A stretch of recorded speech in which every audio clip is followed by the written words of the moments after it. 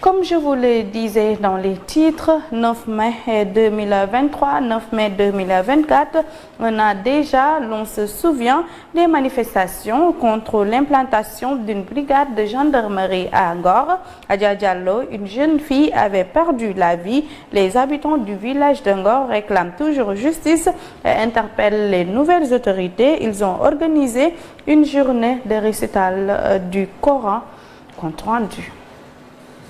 Les habitants du village de Ngor se souviennent de la répression d'une manifestation contre l'implantation d'une brigade de la gendarmerie sur un site prévu pour accueillir un lycée. Tout était parti de la décision unilatérale de la gendarmerie qui voulait s'accaparer des 6387 mètres carrés du parking de Ngor le dimanche 16 avril 2023 en y démarrant des travaux sans que nos autorités administratives et coutumières ne soient au courant.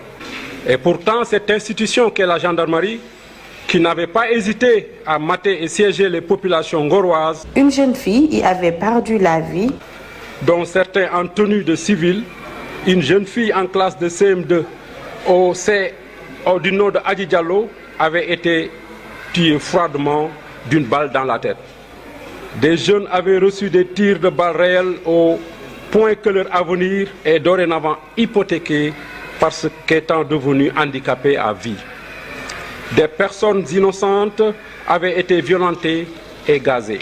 Aujourd'hui, un an après, la famille des victimes et les populations réclament toujours justice. Après une année, jour pour jour, les populations restent toujours meurtries, les plaies toujours béantes, les souffrances toujours palpables.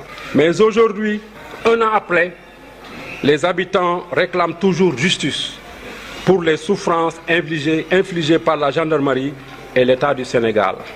Ils espèrent que les promesses faites par l'ancien chef de l'État seront honorées par les nouvelles autorités incarnées par le président Bassirou Diomaye.